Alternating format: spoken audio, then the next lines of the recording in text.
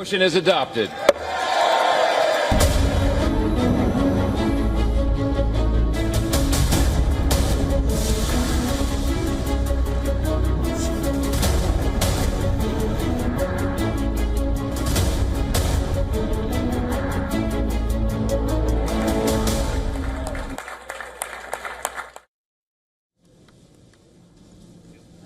Moving on for now, U.S. President Donald Trump's so-called Big Beautiful Bill got a major boost.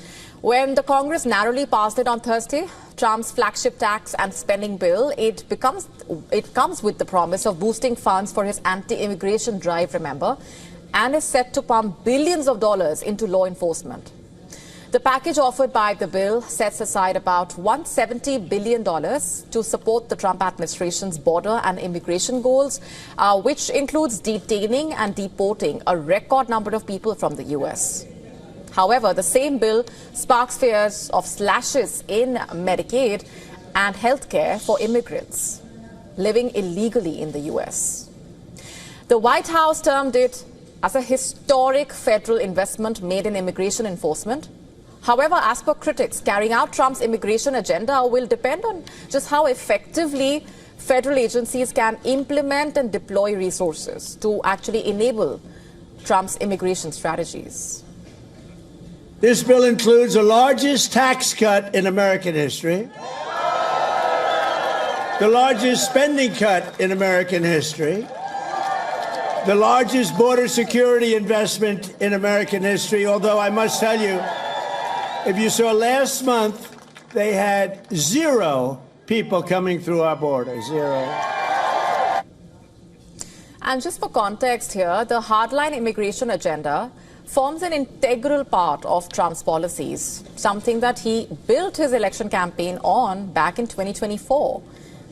The effect of which continues to cascade, by the way. Recently, in a major siding with Trump, the U.S. Supreme Court approved the deportation of several immigrants who were put on a flight in May bound for South Sudan, a war-ravaged country where they have practically no ties.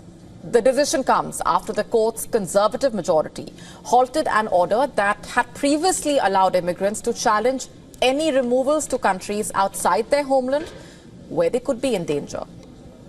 So what does this really mean? What it does is further enable immigration officials to deport people to third world countries in a way without any debate. And what's more, this builds a stronger case for Trump's sweeping immigration crackdown.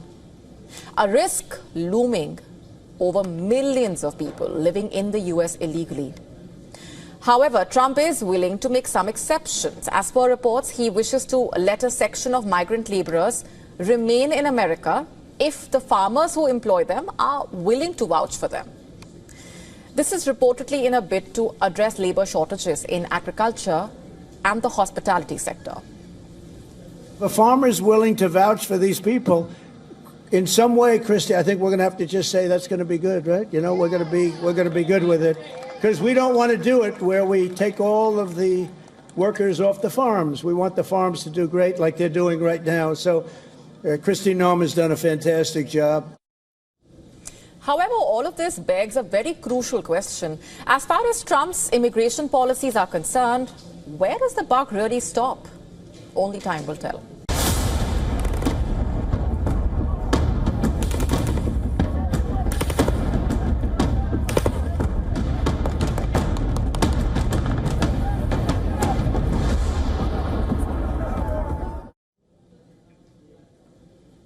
Shocking details are emerging from Gaza, where American contractors are accused of using live ammunition, stun grenades and pepper spray at humanitarian aid distribution sites. This as desperate Palestinians struggle to access food. Videos and testimony obtained by the Associated Press showing chaotic scenes where hundreds of Palestinians are crowded between metal gates, just trying to get aid. Gunfire echoing through the footage.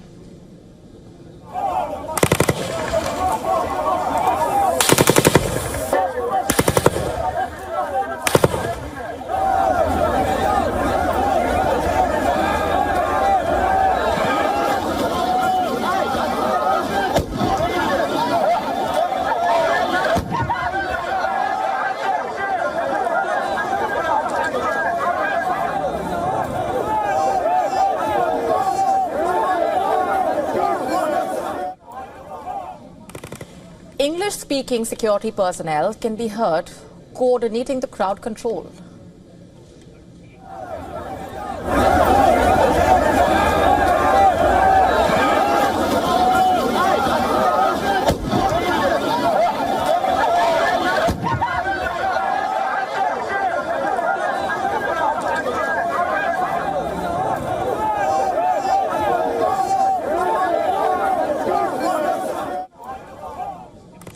Two U.S. contractors who worked at these sites spoke anonymously to the Associated Press. They claim the guards hired through the Gaza Humanitarian Foundation, GHF, were often untrained, unscreened, and armed with military-grade weapons. And according to their accounts, security forces fired bullets not just in the air but also into the ground and even towards the crowds. And they also described frequent use of pepper spray and stun grenades as a way to push back the civilians. The Gaza Humanitarian Foundation is a newly formed American group backed by Israel and recently received $30 million in U.S. government funding. The group says it aims to feed Gaza's population amid a growing humanitarian crisis, but now its operations are under scrutiny. GHF has firmly denied all allegations of violence at its 8 sites. It insists its staff did not shoot civilians or deploy force against those seeking help. The group blamed nearby Israeli military activity for the gunfire heard in several videos, though it has not provided any evidence to support that claim.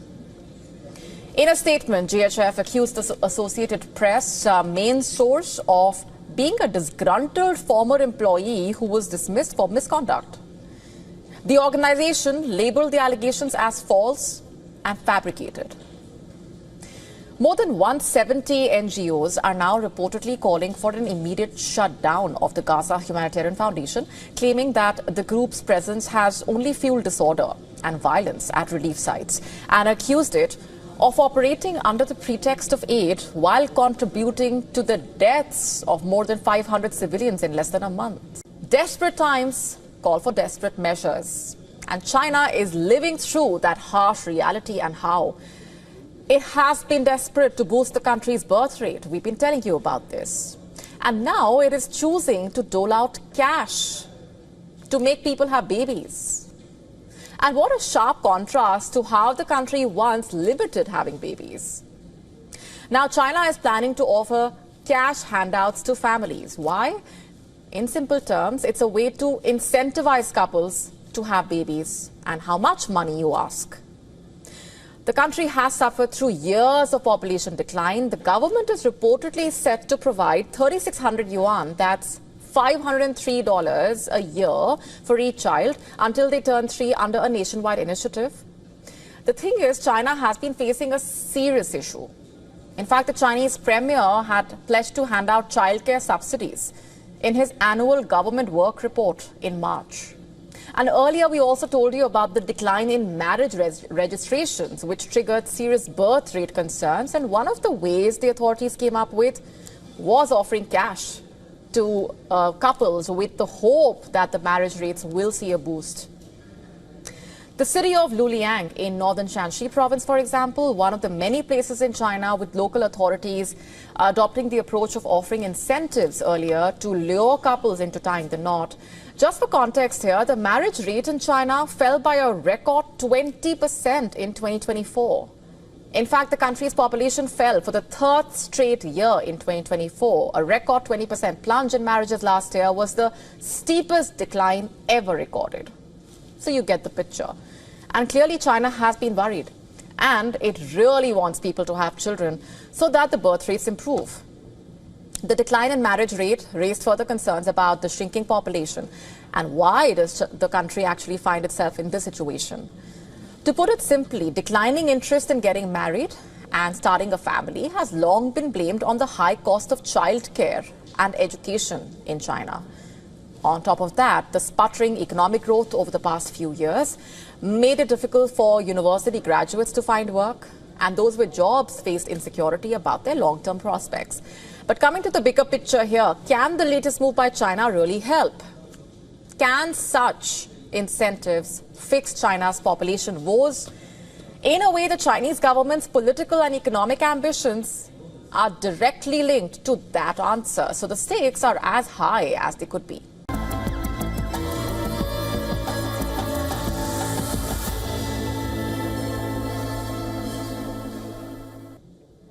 Shifting focus now to India, where the security forces have foiled a terror plot. The Jammu and Kashmir police, along with the Indian Army and the CRPF, arrested 2 terrorist associates during the search operation. Explosive substances, ammunition, including 2 hand grenades, 59 live rounds of AK-47, AK-47 magazine and incriminating material were recovered from their possession.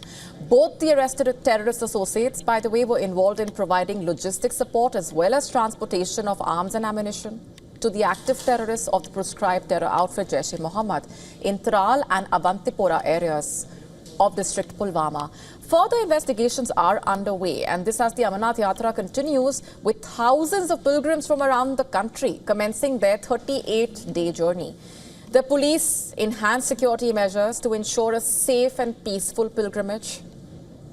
Initiatives include monitoring through the high-resolution facial recognition system cameras that were installed at multiple locations along the Pahalgam to Kyiv route. And ahead of the pilgrimage, during routine surveillance using the newly installed FRS, the system successfully flagged a suspicious individual whose facial data matched entries in the security database. Upon immediate verification and investigation, the individual was identified as an overground worker affiliated with a terrorist outfit. The suspect was taken into custody, and a detailed investigation is currently underway to ascertain his links and any potential threats. The Indian forces have beefed up security and are closely monitoring the security as the Amarnath pilgrimage continues. In the aftermath of the April 22nd Pahalgam terror attack, a multi-tier security cover is in place to deter any untoward incident. The Amarnath pilgrimage will be ending on the 9th of August.